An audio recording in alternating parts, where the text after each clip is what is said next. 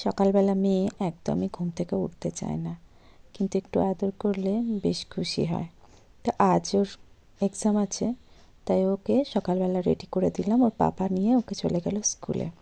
বড় মেয়ের আজকে সেকেন্ড হাফে পরীক্ষা আছে, তো আজকের এক্সাম আছে সায়েন্স। তো ও ওখানে বসে একটু পড়াশুনো করে নিচ্ছে, আর কিছু বডি পার্টস আঁকতে হবে, সেই জন্য সেগুলোকে একটু প্র্যাকটিস করে নিচ্ছে।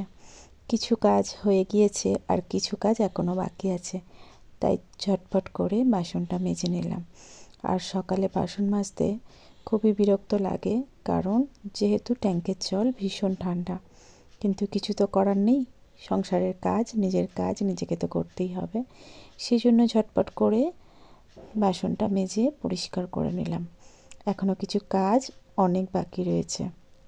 এখনও বড় মেয়েকে রেডি করতে হবে, ওর টিফিন বানাতে হবে, তারপরে ওর পাপা চলে এলে চাটাও করতে হবে। তো সেই জন্য ঝটপট করে কিছু বাসন যেগুলো রয়েছে সেগুলো মেজে নিচ্ছি। আজ গাছে অনেক ফুল ফুটেছে, কেন জানি না কয়েকদিন ফুল ফুটছিল না, মনে হয় শীতের জন্য। তো এখানে ওর পাপা চলে এসেছে, তারপরে আমি একটু চা বানিয়ে নিলাম। আজকে বানিয়ে নিয়েছি আদা, লবঙ্গ আর লবণ দিয়ে একটু লিকার চা, সাথে একটু তেজপাতাও দিয়েছি। তেজপাতা দিলে সুন্দর একটা স্মেল আসে, আর তাতে চাটা খেতে আরও দ্বিগুণ ভালো লাগে।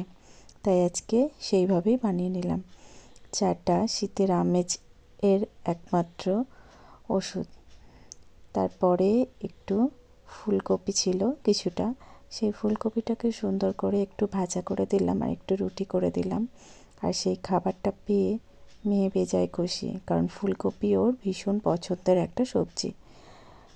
ফুলকপি খেলে একটু সমস্যা হয় আমাদের, কিন্তু ওর বেশ ভালো লাগে। ওকে একটু ফুলকপি ভাজা দিলে ও সেটা খুব আনন্দ করে খায়।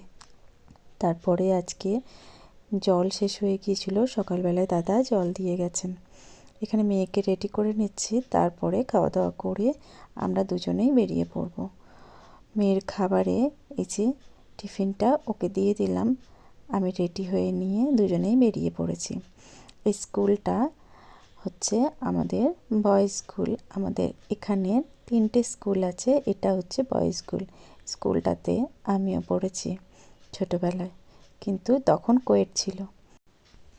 বাড়িতে এসে কিছু জামা কাপড় রোদে দেওয়ার ছিল, সেগুলো রোদে দিয়ে তারপরে রান্না করে নিয়েছি। আজকে সব রকম সবজি সিদ্ধ আর ভাত করেছি, আর সাথে ছিল ঘি।